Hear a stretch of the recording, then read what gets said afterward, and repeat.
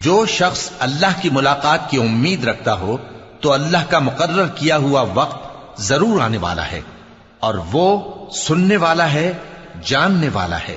اور جو شخص محنت کرتا ہے تو اپنے ہی فائدے کے لیے محنت کرتا ہے، بے شک اللہ تو سارے جہان سے بے نیاز ہے۔ اور جو لوگ ایمان لائے اور نیک عمل کرتے رہے، ہم ان کے گناہوں کو ان سے دور کر دیں گے اور ان کو ان کے اعمال کا بہت اچھا بدلہ دیں گے۔ اور ہم نے انسان کو اس کے ماں باپ کے ساتھ نیک سلوک کرنے کا حکم دیا ہے۔